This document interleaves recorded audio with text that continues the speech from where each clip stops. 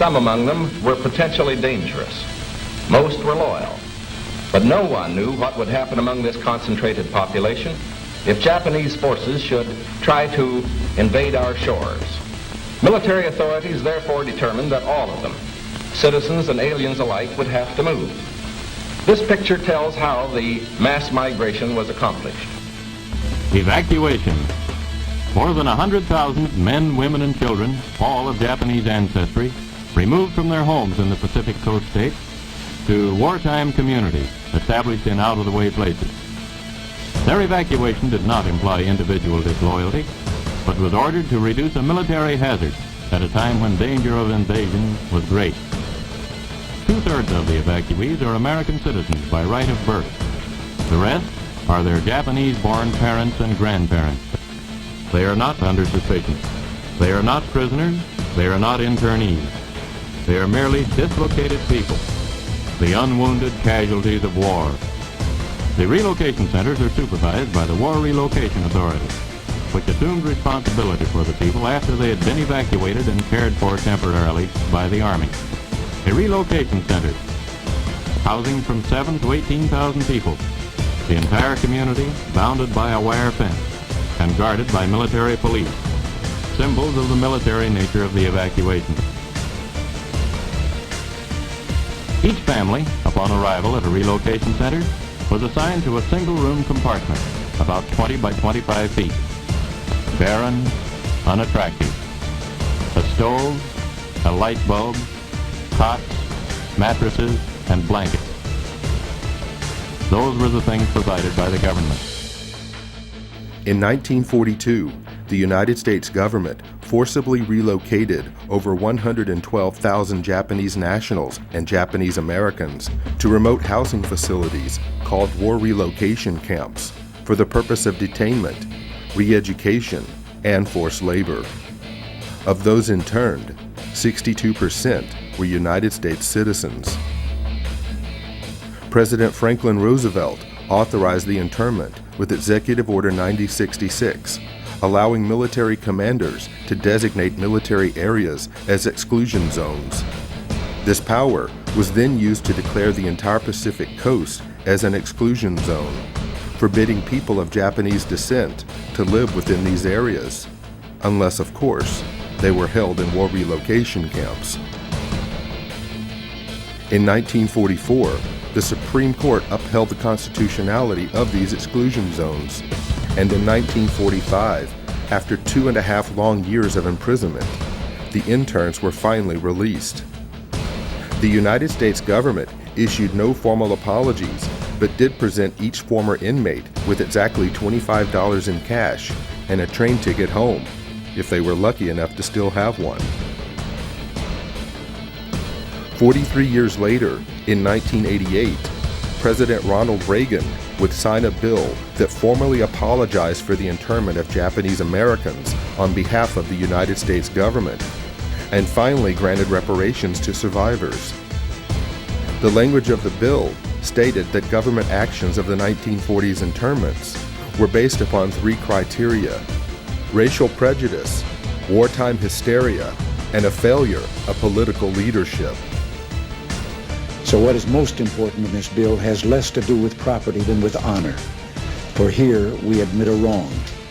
Here we reaffirm our commitment as a nation to equal justice under the law. In 2001, following the attacks of September the 11th, our government again went into open roundup mode, detaining and imprisoning thousands of United States citizens, again seemingly based upon the same 3 criteria used to intern Japanese Americans: race prejudice, war hysteria, and a failure of political leadership. Let there be no argument. The United States government has put its own citizens in detention centers. The justifications for doing so range from personal prejudices based upon political and religious grounds to wartime frenzies and fears of future terrorist attacks. In a time of great crisis, the impossible becomes possible. Is it possible that internment camps are being built in the United States today? Is it possible that history will repeat itself?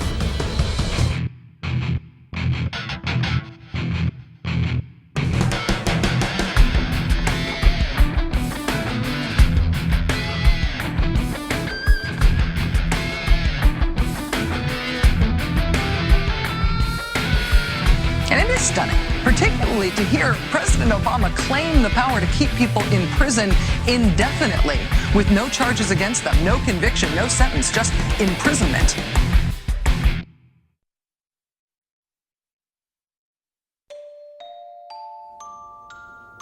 Well, we used internment camps here in the United States during World War II, and we interned Japanese Americans, or Americans, I should say, to be more correct, Americans of Japanese descent. And these people were cordoned off for the duration of the war. Background checks could have been done. They could have been released or cleared out of those facilities. But it was thought best, because there was so much animosity toward the Japanese for the attack on Pearl Harbor and subsequent deaths of U.S. soldiers, that these people just be kept out of sight in one of their detention facilities. On April 1st, 1979, by Presidential Executive Order 12127, the Federal Emergency Management Agency was created for the purpose of coordinating the response to disasters that have occurred in the United States and that overwhelm the resources of local and state authorities.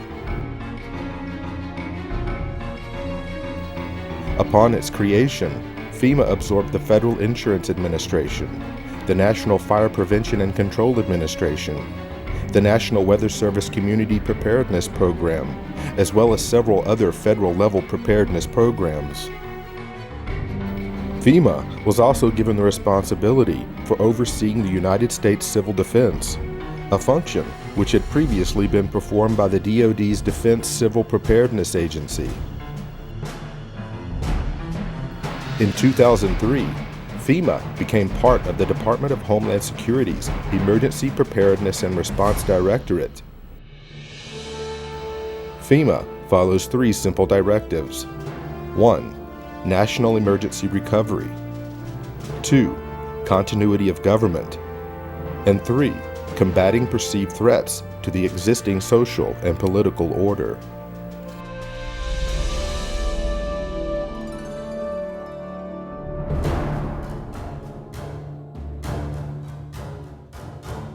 FEMA's implicit objective to provide aid to victims of disasters changed under the leadership of President George W. Bush. Although some may argue, prior to the Bush administration, FEMA's reaction time for responding to and the handling of national emergencies was beginning to improve. But in 2003, President Bush would shift the focus of responding to emergencies in America by placing FEMA under the umbrella of the Department of Homeland Security, whose stated objective was and still is to protect our nation from dangerous people. Did the Bush administration's war on terror mentality take priority over the government's emergency response to provide aid to victims during a national disaster? We're fighting evil. And I remember my first words to him were, Mr. President, my estimate is that 90% of the population of New Orleans has now been displaced. 90%? Yes, sir, I believe it is that bad. That's how bad it is. I really thought that would get just the whole mechanism of the federal government to come charging in, is once again this mentality that it's a natural disaster. It's a hurricane. It's not Al-Qaeda. The most important job of government is to protect the homeland. In the midst of a searing heat wave, Jefferson County residents lined up in their cars for food and water, wondering what took so long. Slow. Everything is slow. The man who runs the county, Judge Carl Griffith, agrees, and in a meeting with President Bush this morning said FEMA's delivery of relief supplies was unacceptably slow.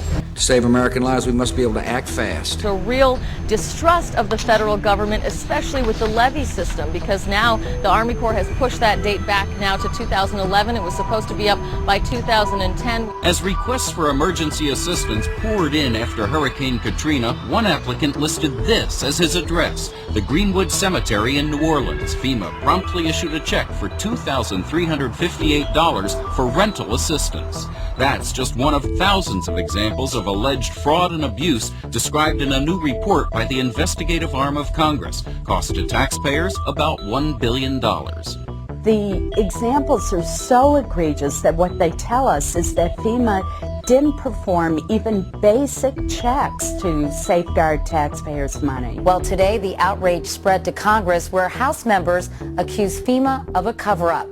2 years after Katrina, 76,000 FEMA trailers are still being used to house families who lost their homes. Many of the trailers have high levels of formaldehyde, which can result in dangerous respiratory problems. 3 of my children began having severe nosebleeds several times a week. It got so bad that this past Tuesday I actually had to go to the emergency room. Several deaths may well be linked to toxic levels of formaldehyde gas. It is a sick organization. And it has totally lost the confidence of the people of America. Overnight, FEMA decided to stop issuing debit cards at Houston shelters, but almost no one there hoping for a card had any idea. Pile everybody up in the van and come up here and we can't even get what they said we was going to get. Even Houston's relief coordinators told FEMA a heads up would have been helpful. We just made sure everyone understood that every time they change their mind in Washington, D.C., it affects people here that are trying to deal with tens of thousands of people. We're talking about damage from Hurricane Rita last year, 2 devastated schools and kids and parents waiting for help. A few months ago, the folks at FEMA told the schools, one in Iberia Parish and one in Vermilion Parish in Louisiana, that they would get millions to relocate to higher ground. FEMA even helped them draw up the plans. And then FEMA took it back. Endless delays, he says, caused by FEMA, which just last week delayed money for rebuilding yet again. They're more worried about their own positions in FEMA, their own salaries, than the recovery process down here. There is a new hitch to report about those infamous FEMA trailers. After spending nearly $3 billion taxpayer dollars to buy them, it turned out many went unused, and now FEMA is unloading them at bargain basement prices while other people need them. After a lengthy investigation, the congressional architects of the Department of Homeland Security concluded today that FEMA, the agency that is supposed to respond to hurricanes and national disasters, should be taken out of the mammoth Homeland Security bureaucracy, disbanded, then put back together in a better way and placed under direct control of the president during emergencies. A Senate report on the government's response to Hurricane Katrina says FEMA is so far beyond repair that the agency should be scrapped. It said that agency failed in its view to anticipate and then respond to Katrina. FEMA is discredited, demoralized, and dysfunctional. FEMA is discredited, demoralized, and dysfunctional.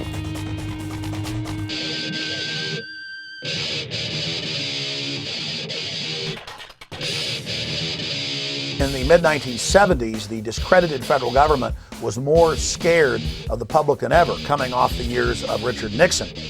And so 2 Cold Warriors inside the White House of Gerald Ford began to bring back some of the Cold War ideas of an executive takeover of the United States through a emergency federal agency. And those individuals were Donald Rumsfeld and Dick Cheney. And so really what we see being set up by Jimmy Carter in 1979 is just a continuation of federal policy to expand a federal takeover plan for continuity of government. And so that's what the Federal Emergency Management Agency was really set up for.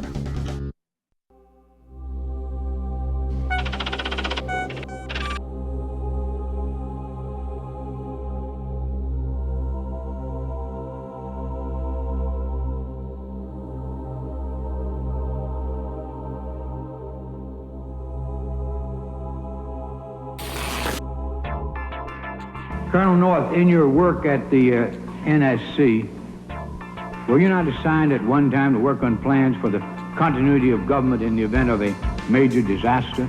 Mr. Chairman.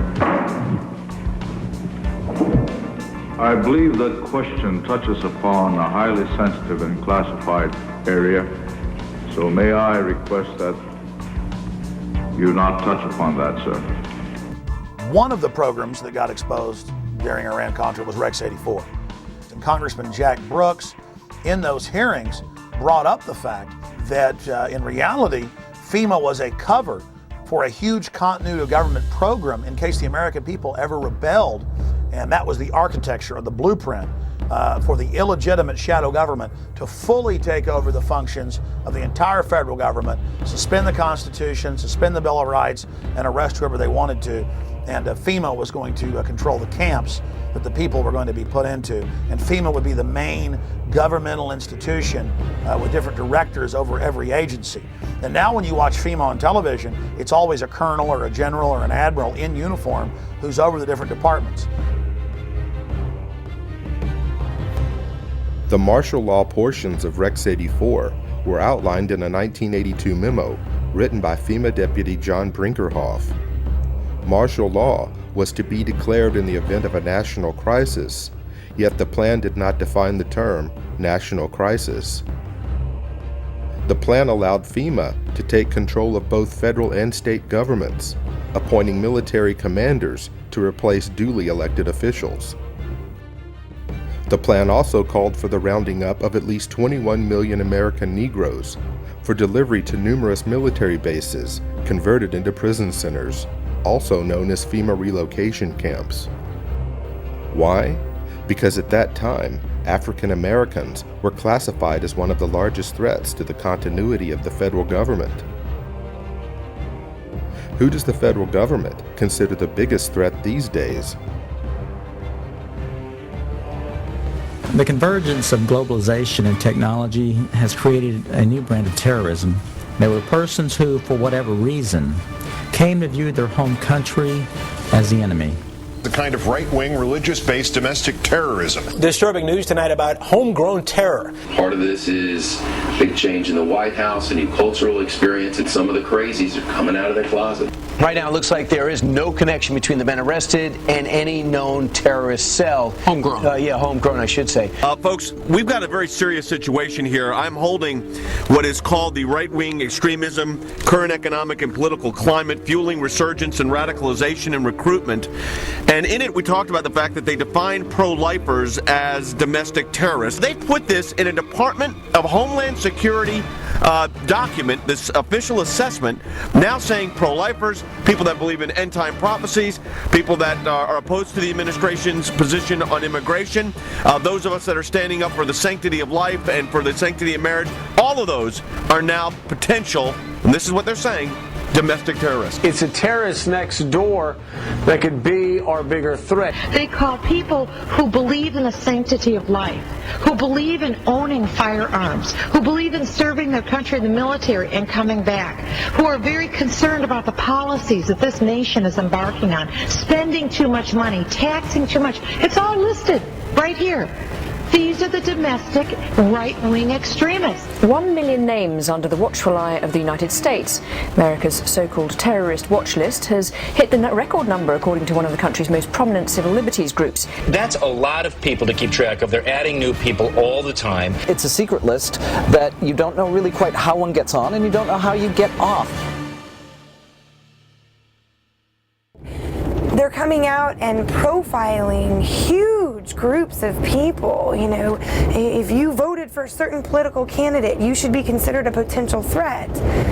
And you couple that with things like the Patriot Act, where if you are a threat in their eyes, you can be held without access to judge, jury, and without access to a lawyer or even to your family.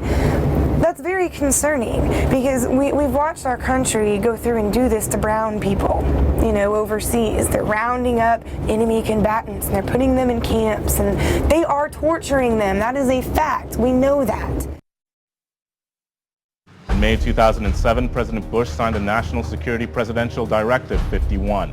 The unclassified portion of NSPD 51 states that in the event of catastrophic emergency, a cooperative effort among the executive, legislative, and judicial branches of the federal government, coordinated by the president, will replace normal governmental procedure. Most Americans would agree that it would be prudent to have a plan to provide for the continuity of government. They have such a plan.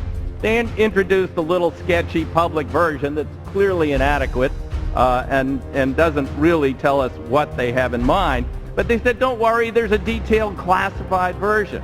But now they've denied the entire Homeland Security Committee of the United States House of Representatives access to their so-called detailed plan to provide for continuity of government. They say, trust us.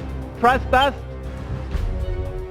George W. Bush or Barack H. Obama, the corruption, the tyranny just expands like PDD 51, where the president says, Congress, you have no authority over any way the government runs ever again during an emergency. The presidency runs everything. You are literally titular. You are a figurehead. You are ceremonial. And congressmen then on the Homeland Security Committee, as high a level clearance as the president, said, we want to see the entire PDD 51. And the White House says, no, you don't get to see it because PDD 51 removes you from that process. This is high treason against the people. It is high treason to have the executive telling the Congress, you can't see Presidential Decision Directive 51. You can't see its accompanying executive order. You don't have any authority over anything anymore. FEMA is dysfunctional. This is high treason against the people.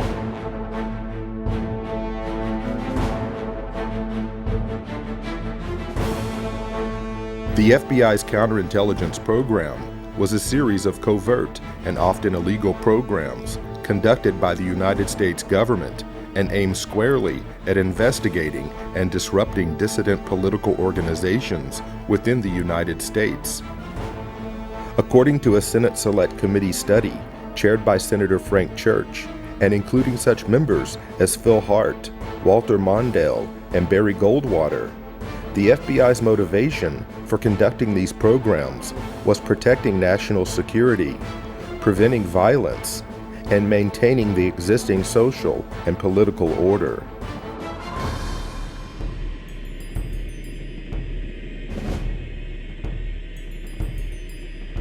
Targets included the Black Panther Party, the Ku Klux Klan, communist and socialist organizations, as well as nonviolent civil rights organizations, anti-war groups, and a broad range of organizations lumped together under the title New Left, which included groups labeled for intensified attention, such as the Southern Christian Leadership Conference, the Student Nonviolent Coordinating Committee, and Congress of Racial Equality.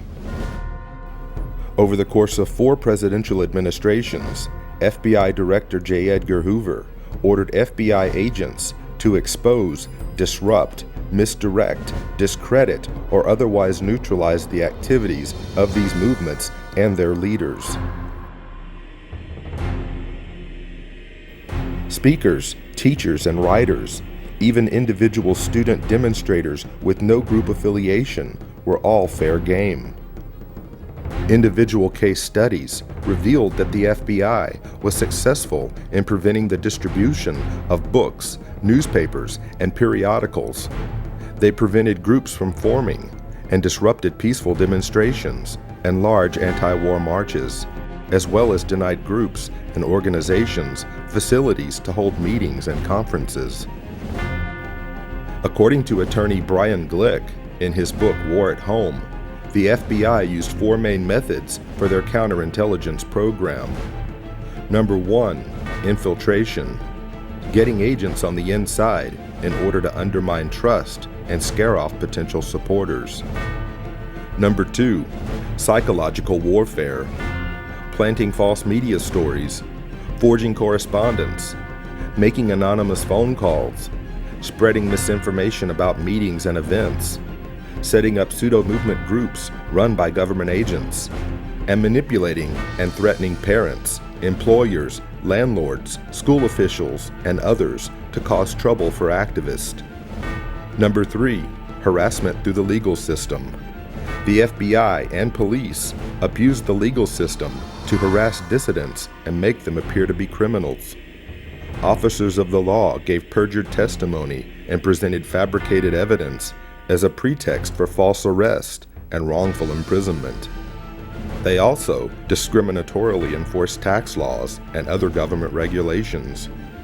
Number 4, extralegal force and violence. The FBI and police threatened, instigated, and themselves conducted break-ins, vandalism, assaults, and beatings, all in the name of maintaining the existing social and political order.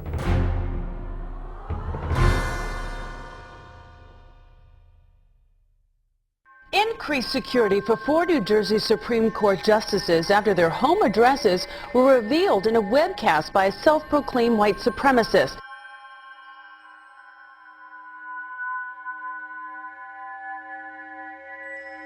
Welcome to the Hal Turner Show. Doesn't a noose symbolize hate, bigotry, division? Justice.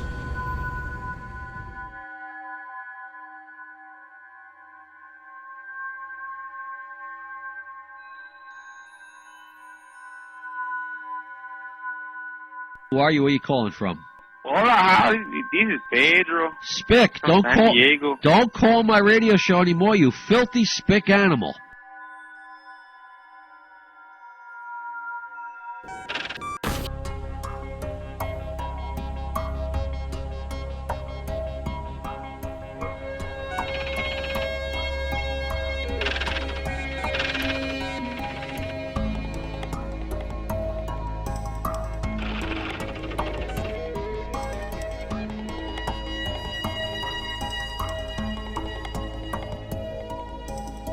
People were being profiled and stopped if they had certain kind of bumper stickers on their car, like a Ron Paul bumper sticker or a Chuck Baldwin supporter. And as you read the Make report, bits and pieces that were lifted right out of the Project Megiddo report back in 1999 by the FBI, describing what terrorists were, how law enforcement could identify potential terrorists. And I can remember back in the 90s, the FBI was doing an education program with local law enforcement, and what they had was a trifold pamphlet. Again, this was not meant for public consumption, only to be passed around amongst the rank and file in the police. It ran through the list of what a potential terrorist might be or what they might prescribe to. And the list is kind of interesting. If you were a supporter of the Constitution, if you were an ardent supporter of the Second Amendment, or even if you were a person of deep religious conviction, you might be a member of a certain cult. And going back to Project Megiddo, it's all basically the same thing. That if you have any strong beliefs in anything, that you could be a possible threat. You could be a terrorist threat against government structure. In Missouri, a new document meant to help Missouri law enforcement agencies identify militia members or domestic terrorists has drawn criticism.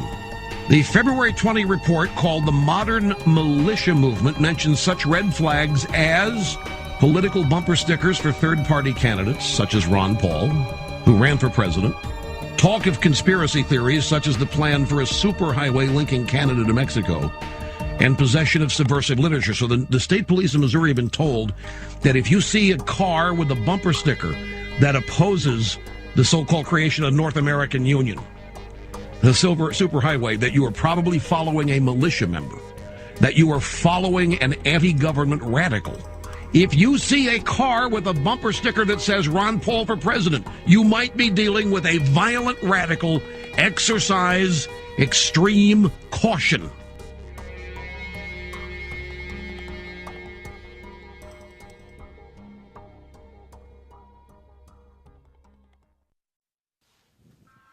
You're watching Camp FEMA. We're going to go back to the film here in just a moment. But every week I am called by Salon, Newsweek, you name it, saying, Mr. Jones, what's your proof of FEMA camps? And then I give them the evidence that you see in this documentary. And we go over the Military Commissions Act and the fact that Halliburton was in the Houston Chronicle and Wall Street Journal getting huge government contracts to build these camps. And there's been congressional hearings about it. And they have the National Emergencies Centers Act. And they're introducing legislation to be able to arrest citizens and strip them of their citizenship and their rights and hold them in detention centers. We know about black sites and ghost sites overseas. And all of this evidence is in the film Camp FEMA. It is vital that you share this link with everyone you know, and that you also support the filmmakers by getting a copy of Camp FEMA American Lockdown at campfema.com or infowars.com. And of course, you can also download it in super high quality at prisonplanet.tv. Again, ladies and gentlemen, we are turning into a high-tech police state. They are setting up all these secret police powers, and Camp FEMA American Lockdown is something every American needs to see, but also people in other parts of the world, because this global corporate system is setting up the exact same type of archipelago of secret camps all over the world. And the same producers of Camp FEMA, William Lewis and, of course, Gary Franchi, have also released Don't Tread on Me, Rise of the Republic, that shows how the states can take back our nation and the difference between a republic and a democracy. Please support the filmmakers so they can make future documentaries by getting the DVDs at Infowars.com or CampFEMA.com. Now back to Camp FEMA.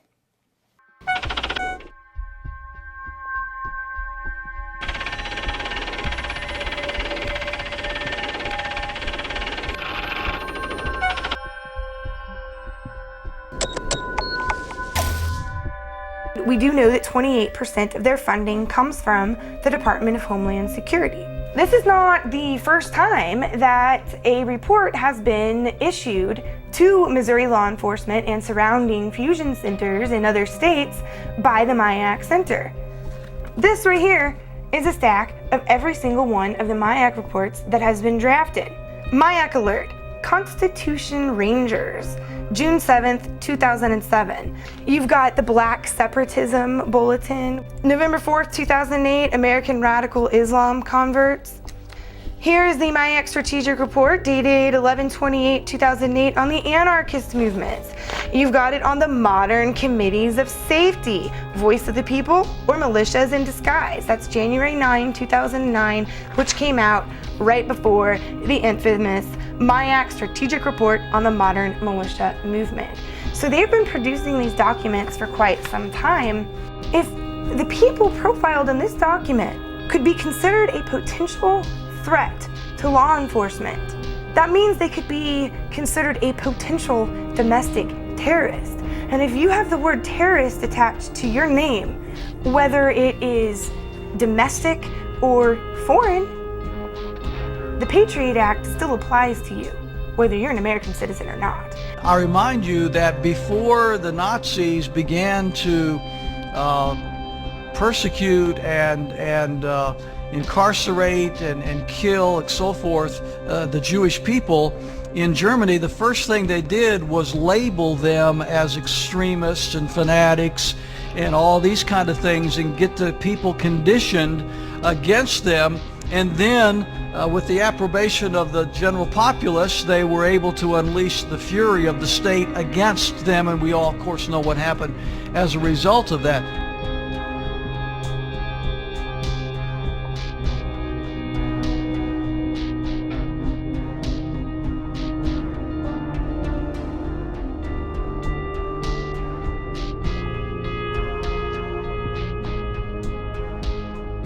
Is that the face of a terrorist that they had to know where that cash came from? Again, it's turning more into fascism. It's one thing for them to make sure you don't have a gun or a bomb in your pocket.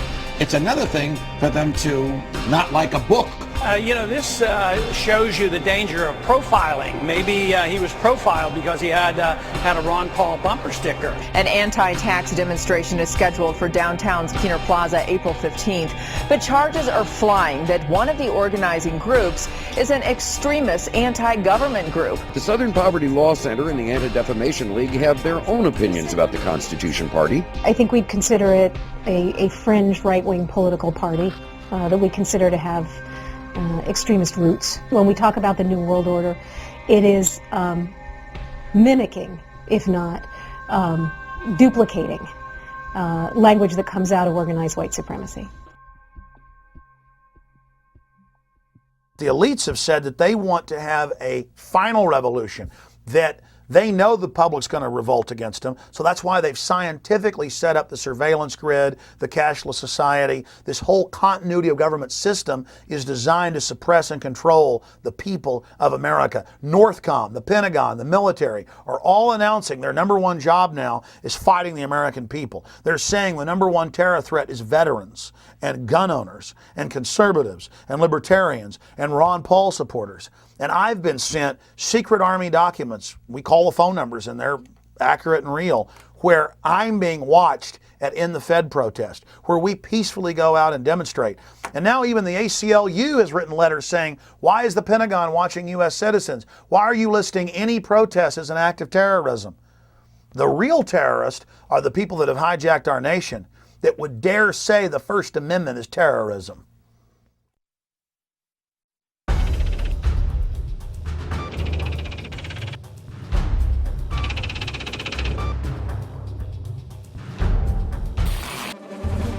Two new reports out document an alarming rise in the number of hate groups in the United States. The Southern Poverty Law Center's intelligence report found 926 active hate groups in the country. That's up more than 50% from just 2000.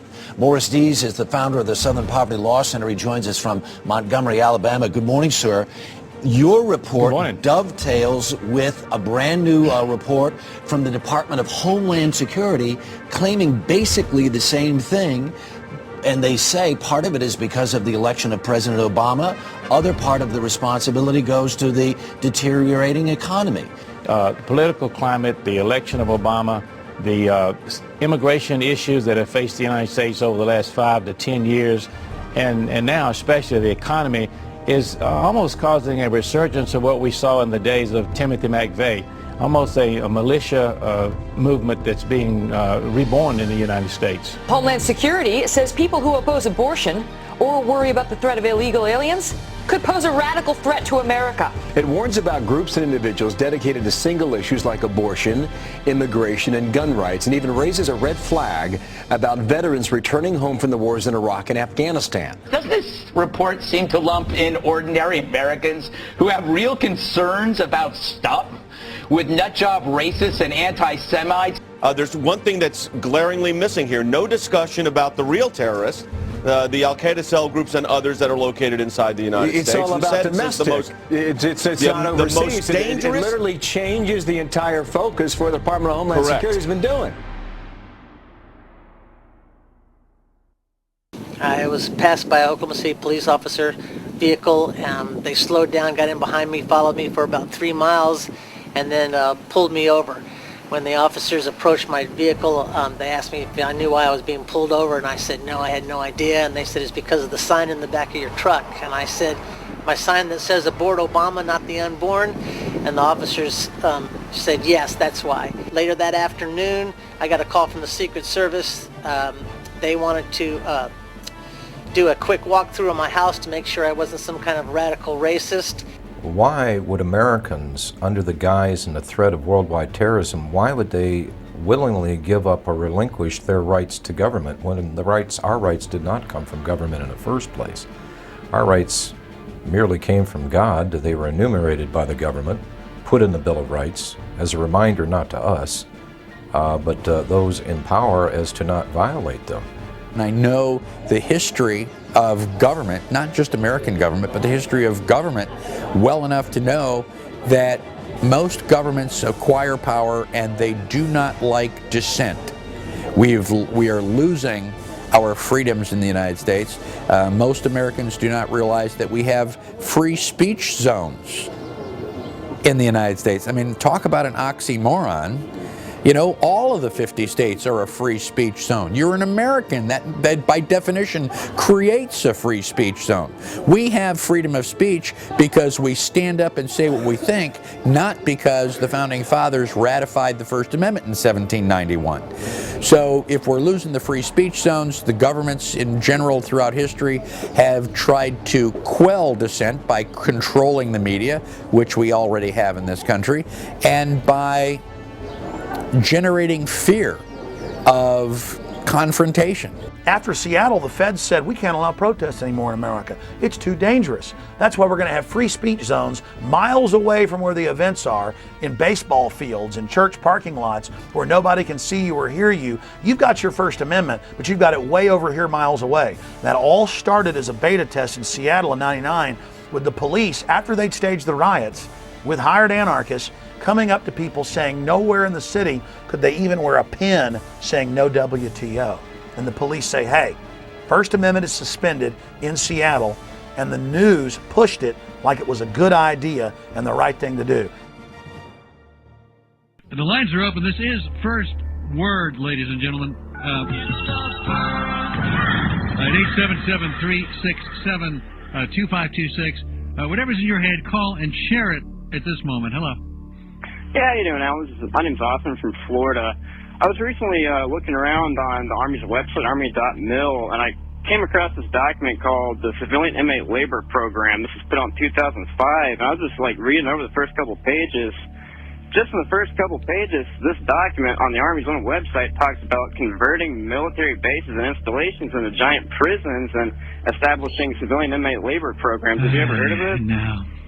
This is on army.mil if anyone wants to look it up. Okay. It came out in 2005. Another conspiracy theory. This is on the Army's website, Yeah. sir. All right, so we're all going to be in prison, right? They're going to have prison Well, camps? I don't know, but I mean, obviously there's a document that has Yeah, there are lots of plans documents for it. in lots of places. But this is on the military's own website. Yeah, okay. There. Yeah. Army.mil.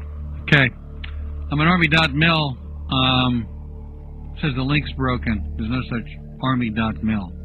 Can you get to army? I can't get to army.mil.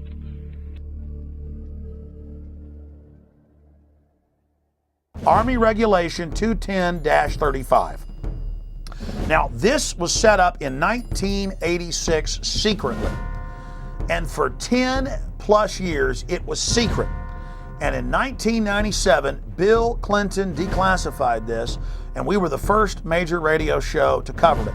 Since then, it's been expanded. This lists 12 camps to hold American citizens that have been built by the United States Army. And ladies and gentlemen, some of these facilities have U.S. citizens in them now. But it's all being done administratively.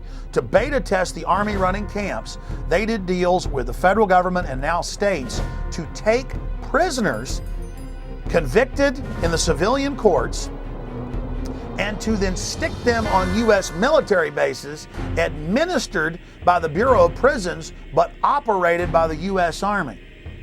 So see, they're taking state and federal prisoners and sticking them under Army control and building these civilian inmate labor camps all under Rex 84 right out in the open, and no media will ever touch this.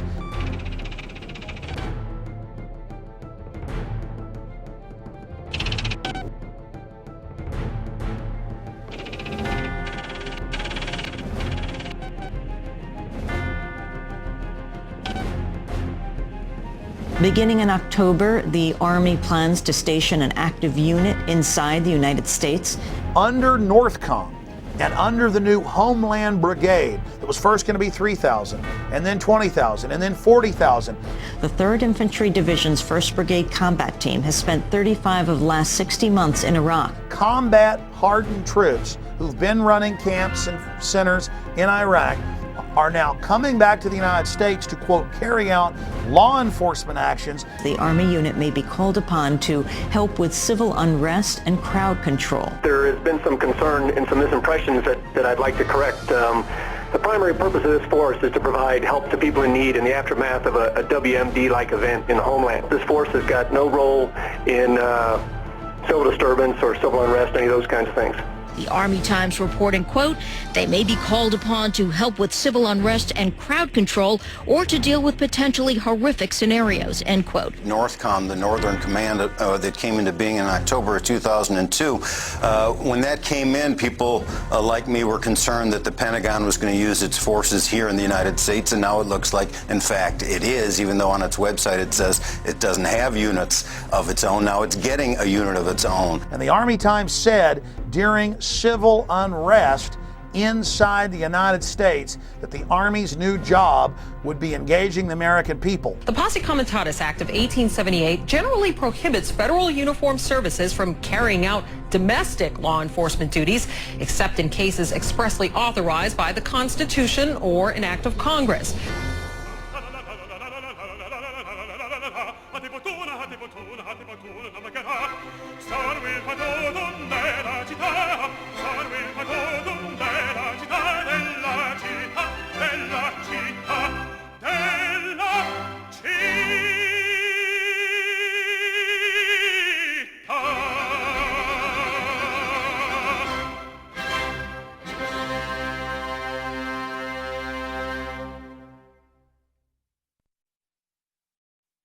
They can't just come in and say, you know, I want to see everything in your car, I want to see everything in your house, I want to go through your computer. You either have to voluntarily hand that over to them, or they have to have probable cause and get a warrant to do that. So it's very clear that the government does not have the authority to be spying on us. That was not the intent of our founders when they created this system of government. Over the last decade, we've seen the introduction and enactment of some of the most dangerous legislation ever to be conceived by our elected officials, who have not forgotten who they serve, but only now reveal to the American people, through the fruit of their own actions, that our rights and our freedoms are secondary. The USA Patriot Act allows for American citizens to be picked up and incarcerated indefinitely without charges, and allows law enforcement to conduct warrantless and secret searches of Americans' property and possessions.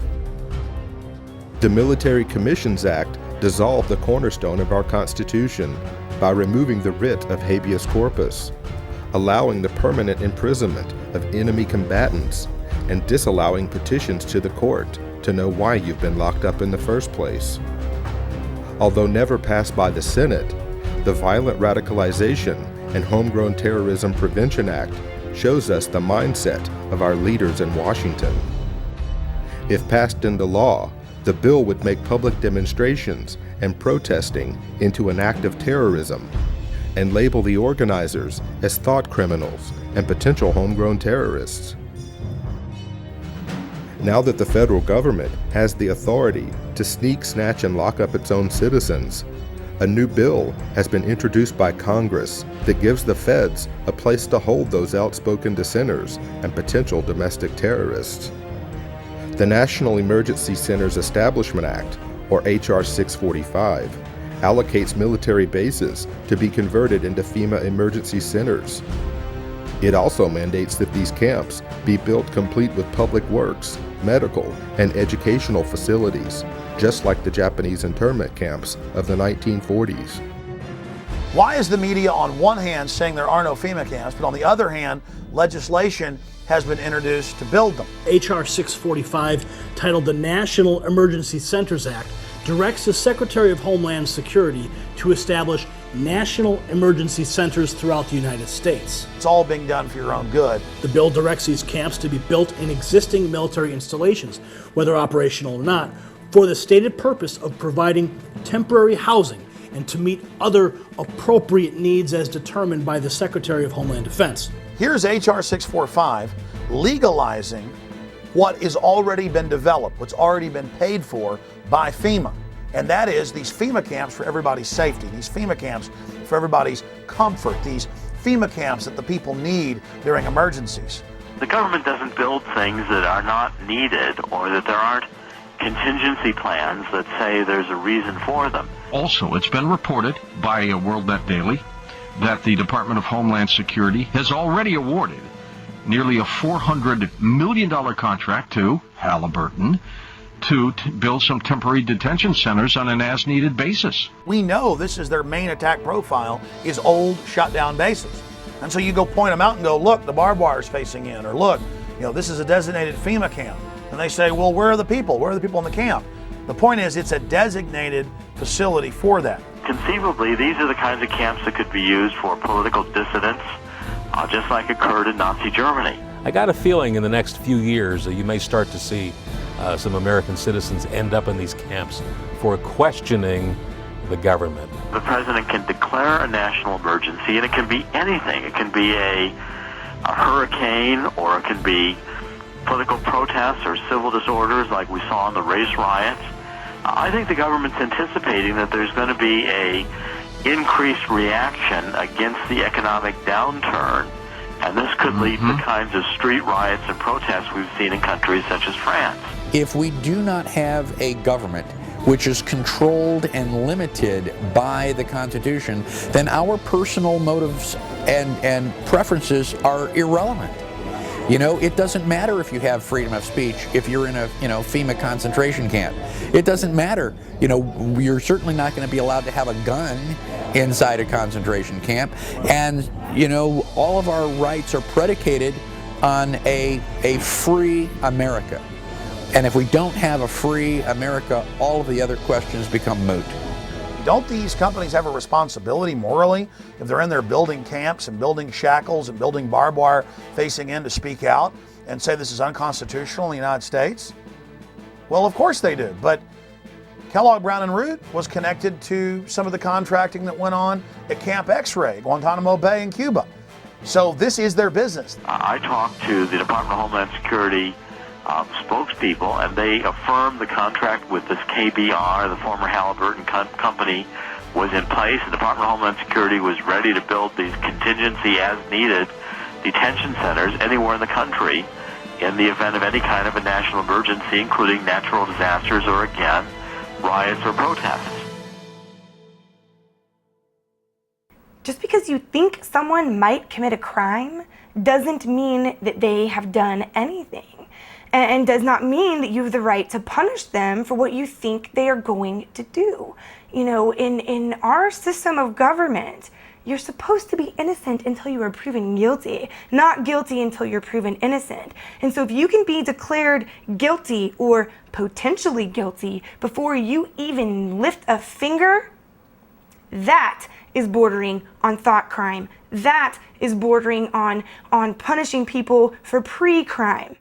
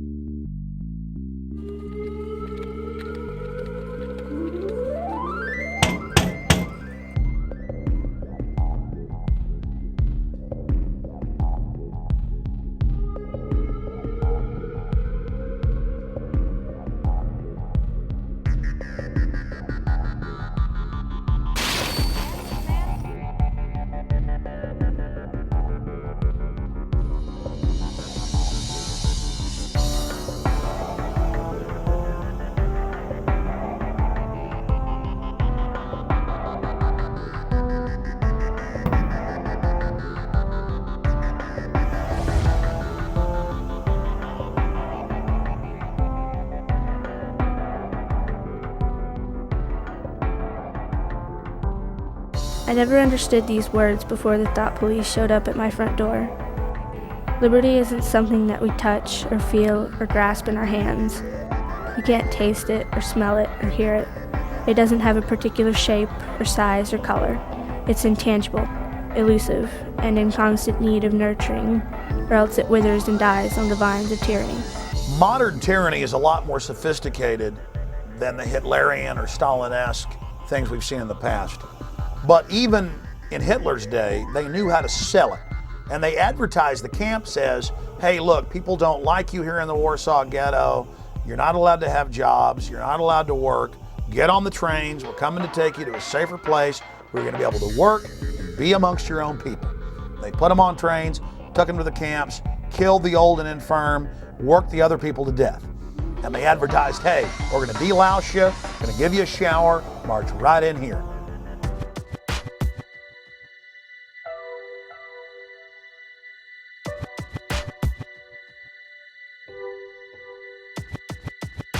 You have arrived at Sobibor. You are in eastern Poland. This is a labor camp. We have brought you here to work. You will work hard, but hard work is good for the soul. So in reality, we are your benefactors. You will be housed, you will be fed. All we ask is your cooperation. If you do your job, you will have nothing to fear. You will be given postcards. Write to your relatives, friends, to tell them that you have arrived here safely. We will mail them for you. Unfortunately, there have been reports that typhus has broken out at several labor camps. We do not want typhus at Sobibor. Therefore, first you will be taken to the shower facility, where you will each have a hot shower. Naturally, men and women will shower separately. Women will have their hair cut short before they shower. While you are showering, your clothing will be disinfected. Remember, the better your behavior, the easier your stay will be. as they roll this system out, this total federalization out, they're selling it as if the FEMA camp is a place that the disadvantaged and the poor and the illegal aliens, as the economy collapses, will need to come, will need to stay.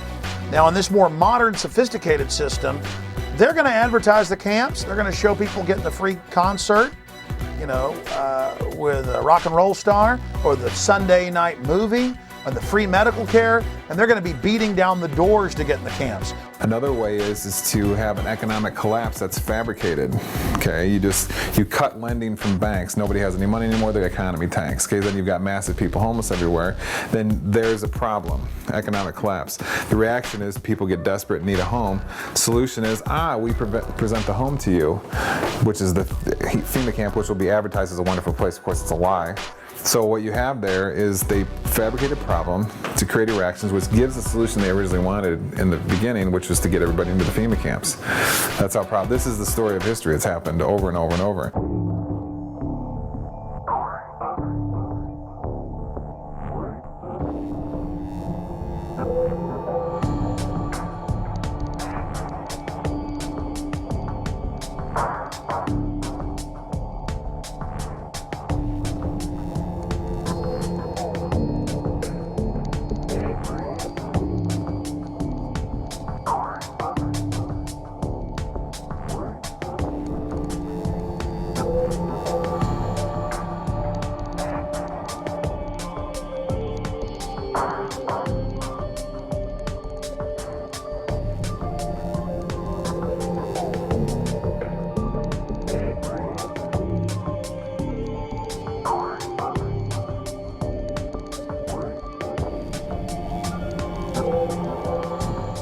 If you can detain people, I would call them quasi-concentration camps.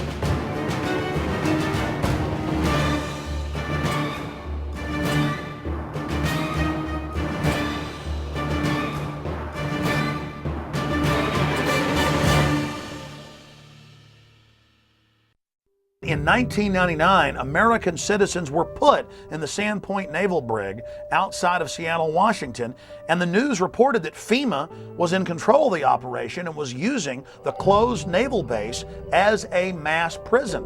And the people were put in plastic handcuffs and taken indoors, inside warehouse areas that had barbed wire fences, porta potties, and cots. The same system we saw set up at Pier 57 a few years later in 2004 for the Republican National Convention in New York City. Convention protest groups are not happy with what they call a clandestine detention center. We discovered officers that had to spray tear gas to control one protester, and then at least 4 officers held down another protester. The recent discovery of a makeshift jail in Denver's warehouse district is causing outrage among some. It's a warehouse filled with makeshift jail cells to be used if there are mass arrests. It was apparently constructed to hold DNC protesters. Those cages are for the safety of law enforcement agents and those who are arrested, but Recreate 68 calls this place a concentration camp, unfit and inappropriate. We don't need another gulag or stalag or prison, whatever you want to call it, to house people who just want to express an opinion of a better world. That's why we have the protests. This lot sitting right next to where we're filming right now, it's fairly big, comprising several acres. That itself can be readily turned into a holding area by virtue of some concertina wire, some observation guard post, and a security ring. Doesn't take much. It can be a sports arena. It could be abandoned airports. It could be abandoned military facilities. Any place that you could set up a security perimeter could be used as a temporary internment camp.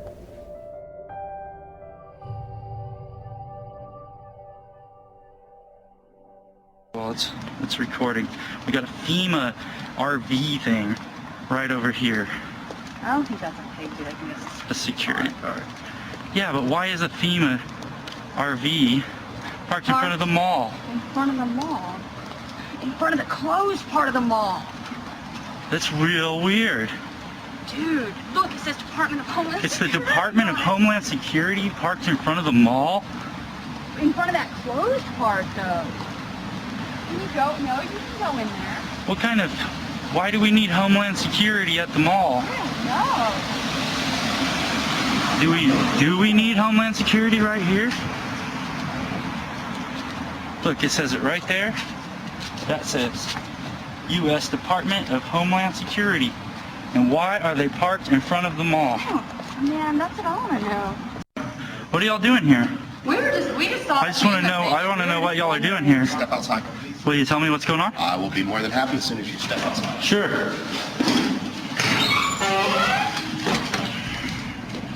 Is there a reason you're doing that? We just saw the FEMA cam, and I thought y'all were part of the. There's some sort of emergency, or what's going on? Been shut down. Or not the mall. This store had already been shut down. But Is there some reason why FEMA's here, though? in case Ike hits. Ike? In case I've already what? told him he's not. Dude, you're just a security guard. I'm Yeah. a security guard. Don't tell me Yeah, that. I'm sorry, we're part of an organization that is just making sure everybody understands what's going on these days. I don't understand why y'all are here, though. Well and fine. You still didn't explain why y'all are I'm here. not going to, okay? Just don't step So back. what kind of operations are going on inside? Have a good day. Just tell me what kind of operations are going on inside. They built the temporary detention center. It was about 780 beds that have really made a difference. We still have a long road ahead of us, but FEMA's going to stick with us, and I know we'll make it. It's a $37 million facility. It was built in Indiana. It was modeled off of a modern facility in Michigan. It originally was designed in the States and brought down here in sections, so we put it together like one big Lego piece. Then people started noticing on the backs of flatback rail cars these little 1- and 2-person mobile concrete jail cells. And those indeed have been manufactured by the tens of thousands and purchased by the federal government and local governments. And they've been stockpiling on county, city, state, and federal land hundreds and hundreds and hundreds per site of these little mobile concrete jail cells. So there certainly is a buildup of that type of equipment.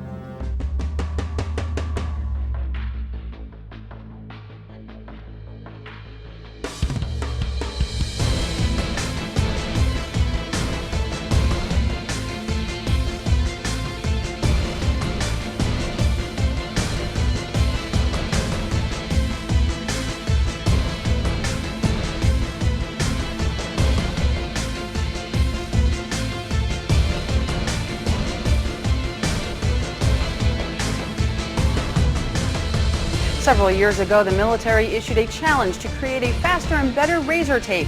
They wanted a barrier that would be at least 50 inches taller than the standard fence and one that could be deployed faster than 30 man-hours. Ulster County-based Cobra Systems is getting ready to ship the first batch of its express razor wire to the U.S. military. The system allows soldiers to lay hundreds of yards of wire from the back of a vehicle in just a few moments.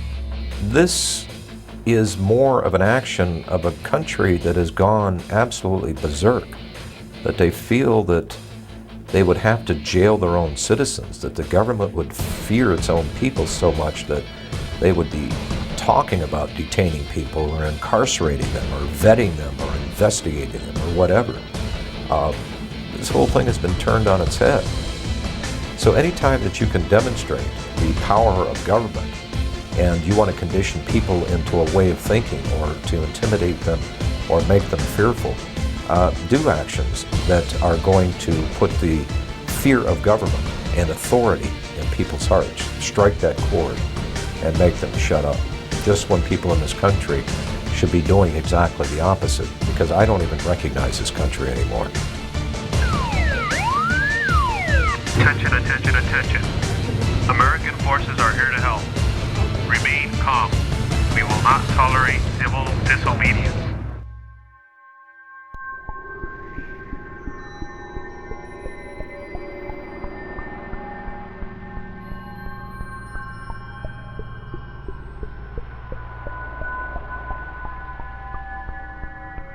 Military Occupational Specialty Internment Resettlement Specialist. This MOS plays an integral role in providing a uniform system of handling prisoners and detainees. Trained as internment resettlement specialists to control and supervise detainees to ensure their humane treatment. For this job, the Army will train you to use specialized equipment to monitor activity, to conduct searches, and to inspect areas where prisoners work and live. Here, you'll train to in-process prisoners and detainees and to brief them on their rights. After your initial entry training and advanced individual training, you'll work long hours, day or night, in a garrison or field environment where you may practice emergency procedures, detect and confiscate contraband, and escort prisoners outside the facility. Military Occupational Specialty Internment Resettlement Specialist.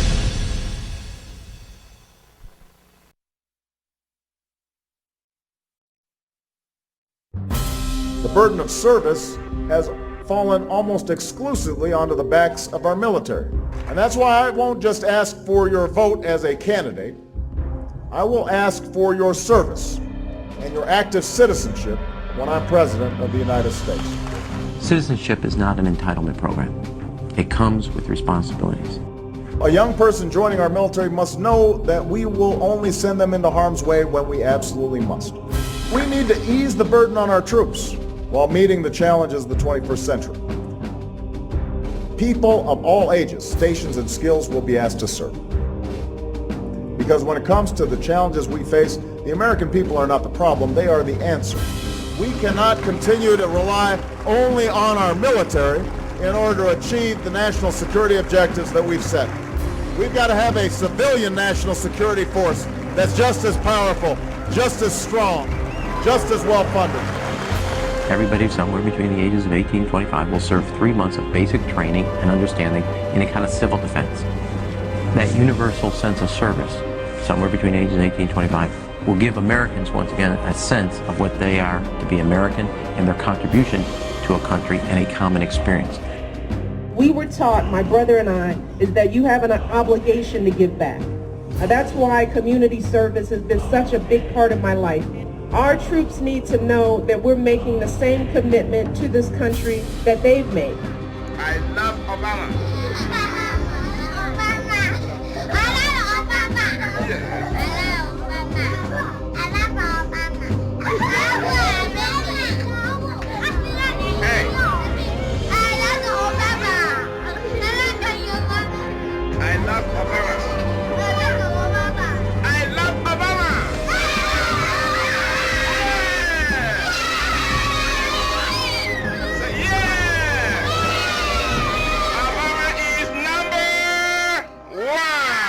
We're gonna spread happiness. We're gonna spread freedom. Obama's gonna change it. Obama's gonna lead 'em.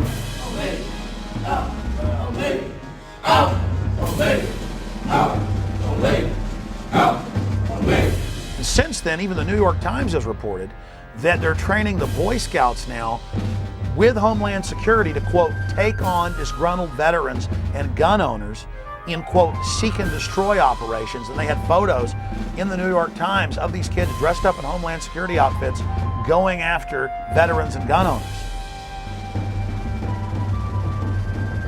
Stalin said, give me somebody before age 7 that can turn them into anything I want. So that's why there's this push. Get the kids into the school system. Get them to not follow evidence. Get them to only do as they're told. Get them to be little robots. Get them to think it's normal to march up in lines and act like little soldiers and so forth. And then later in life, they'll never know the difference. Everybody has to get rid of the idea that they're an individual. They have to understand that we all have to work in the group for the collective, for the good of the whole. Not for the good of your child or for the good of the teacher, for the good of the whole. If you have to give up some of your most cherished beliefs, and that they have to train you to give these up because it's going to be for the good of the whole, you give it up. What this legislation does then is to help harness this patriotism and connect deeds to needs. We cannot continue to rely only on our military in order to achieve the national security objectives that we've set. We've got to have a civilian national security force that's just as powerful, just as strong, just as well funded.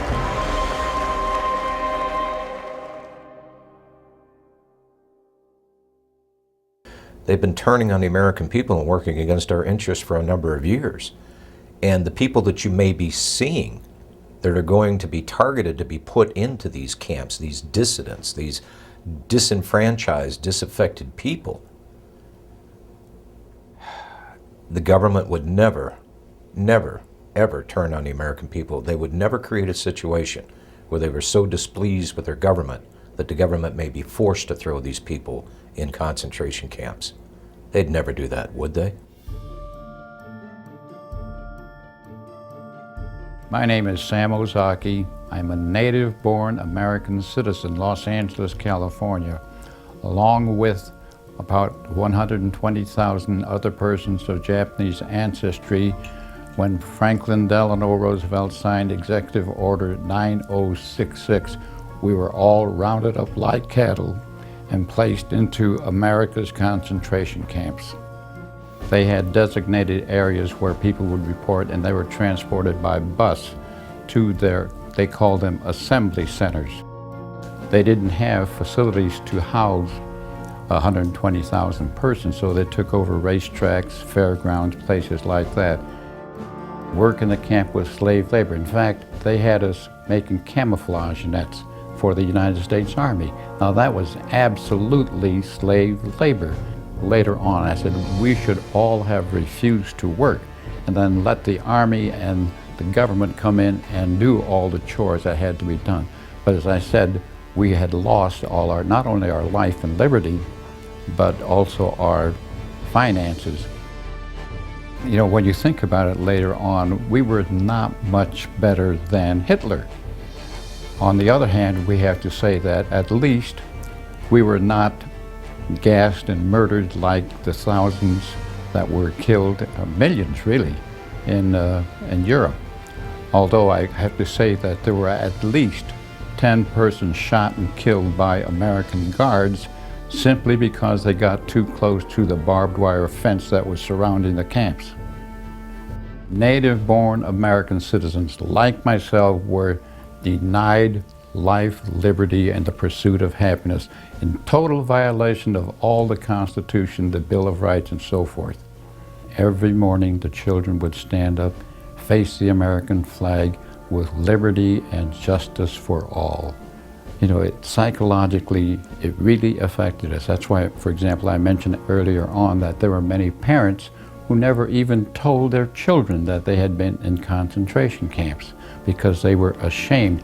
We should not be ashamed. It was the United States government that should be totally ashamed of their behavior and putting 120,000 persons of Japanese ancestry in America's concentration camps.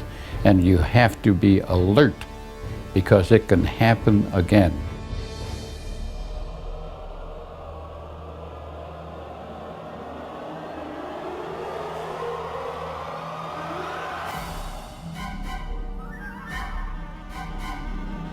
if we look at American history between 1942 and 1947, the data that was collected by the Census Bureau was handed over to the FBI and other organizations at the request of President Roosevelt, and that's how the Japanese were rounded up and put into the internment camps. I'm not saying that that's what the administration is planning to do, but I am saying that private personal information that was given to the Census Bureau in the 1940s was used against Americans to round them up. I think there is a point when you say enough is enough to government intrusion. And you had mentioned this earlier, 28 pages. I have the survey right here, Glenn. This is the 28-page survey. This is the short form that every American will get next year.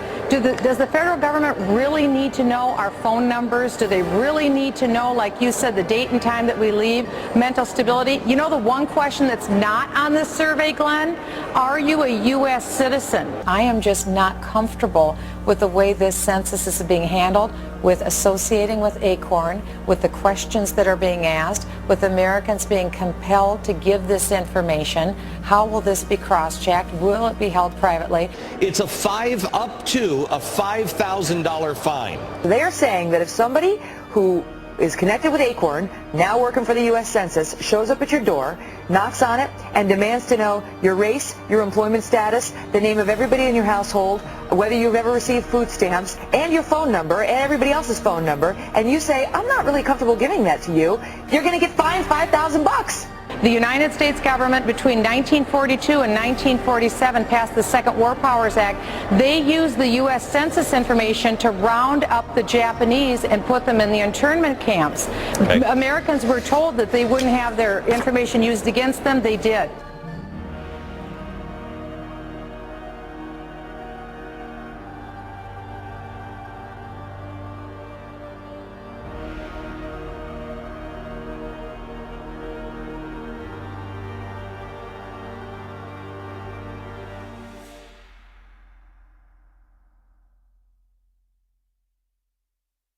Well, one of the things that we're fighting here in Oklahoma City, we have a radio show called Radio Free Oklahoma, and we try to get the information out about the upcoming swine flu vaccines. You hear that Northcom is coordinating with FEMA to work for the mandatory vaccinations. There's all the legal framework in place through the Patriot Acts and the Emergency Medical Powers Act to force these vaccines on people. And then if you deny it, you know, where are you going to go? Well, they say that you can be charged with a felony or put into a quarantine area.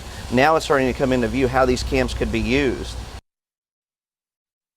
Well, today we're in a circumstance where the economic and the political dynamics are pushing America and the whole world into a crisis dynamic. This crisis is being created through the process of sustainable development policy.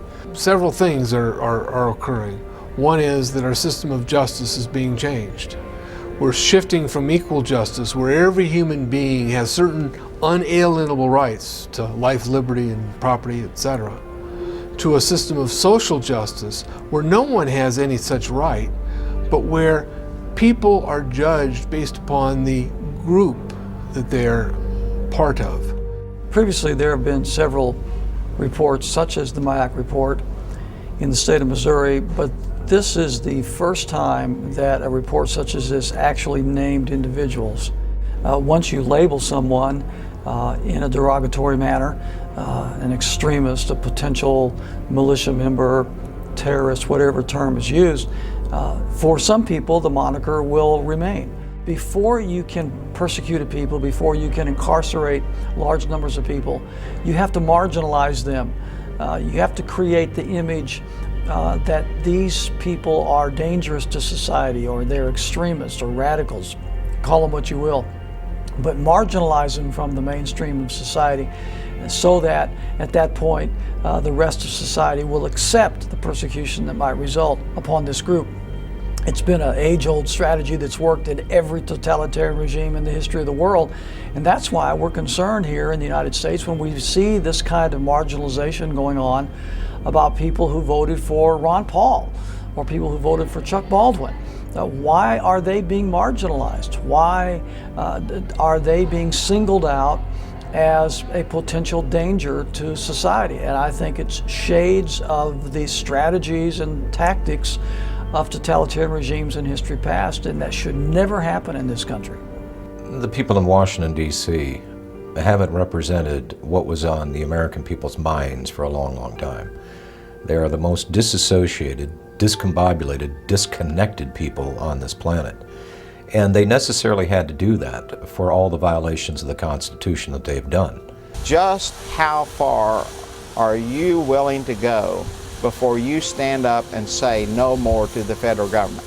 Our founders actually intended for the federal government to be very small and limited, and that most of the service of government was to be done in the states.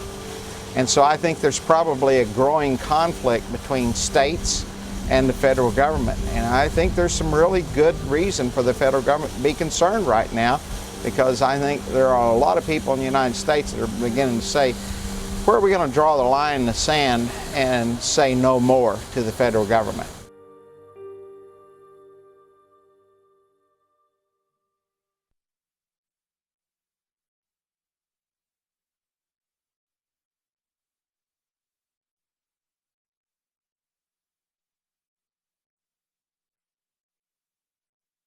Every generation faces tyranny.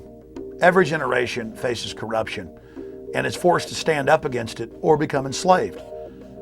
Our ancestors fought and died so that we'd have the little bit of liberty we have now. It is a sacred treasure. And from liberty comes all prosperity. The human race is depending on all of you out there that are seeing this information to educate yourself on the facts presented in this film and then to take action. We've got to forget about Washington, D.C. I think Washington, D.C. is too far gone. It's a cesspool of iniquity. I think it's totally and thoroughly corrupt. It doesn't matter which party you put in charge of the White House or Congress, nothing of substance changes. I really think the power and strength of the people rests where it always has rested, and that is with the states.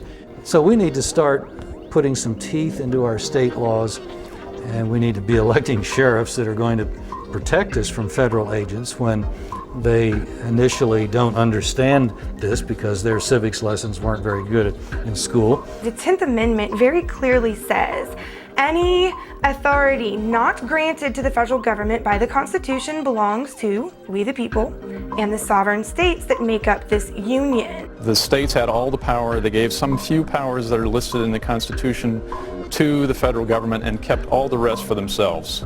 Well, my first guest works for the people of Oklahoma, and he's trying to do right by them.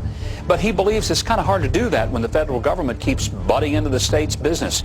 And now he's working to pass a bill in the state of Oklahoma that would declare state sovereignty from the federal government.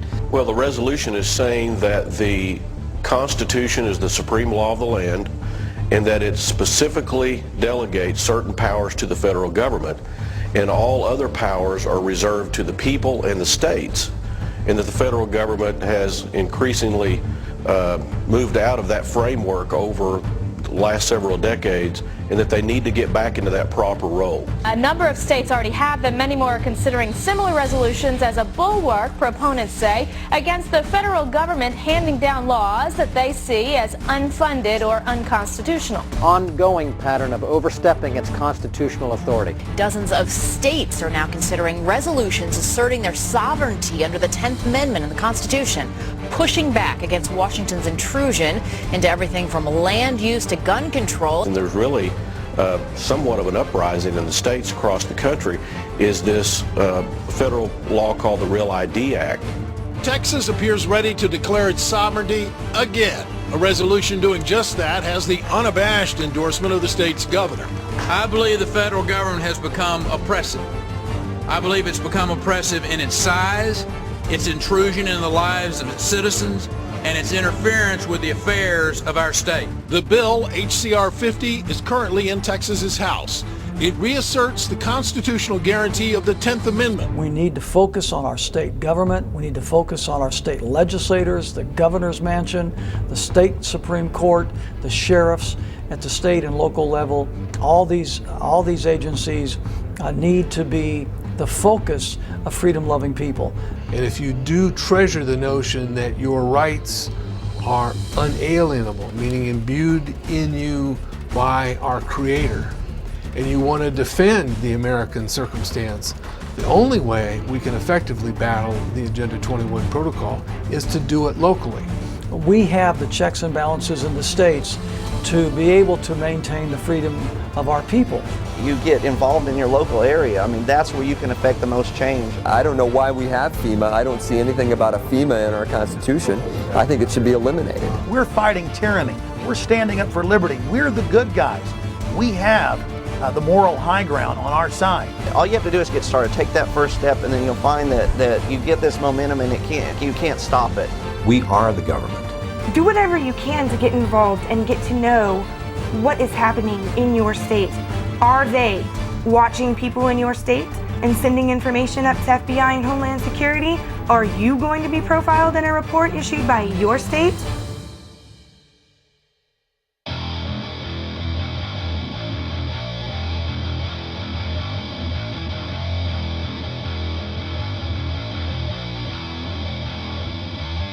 Just be alert, study your Constitution, learn all you can. I think there's certain basic organic documents that you need to become familiar with. I would start with the Mayflower Compact. The next one I would urge you to read is Patrick Henry's famous speech where he ended by saying, "Give me liberty or give me death." Certainly the Declaration of Independence is one it's a philosophical framework. The Constitution came along after that to be actually the blueprint or the framework of a building built upon the ideas espoused in the Declaration of Independence. You must read the Federalist Papers and the Anti-Federalist Papers, Northwest Ordinance, George Washington's Farewell Address. These are the organic documents from which we came, and it basically expressed who we were when we attained to greatness. It's who we need to go back to. On top of that, there are many other really important books to read to understand your enemy. And I would suggest The Shadows of Power by James Perloff, Creature from Jekyll Island by G. Edward Griffin. Another one actually written by one of the enemies, in my opinion, is Carol Quigley's Tragedy and Hope. So read those books, study and all to know what we are, but also equip yourself with understanding of who your enemy is, because we're in a struggle for our future at this point in time.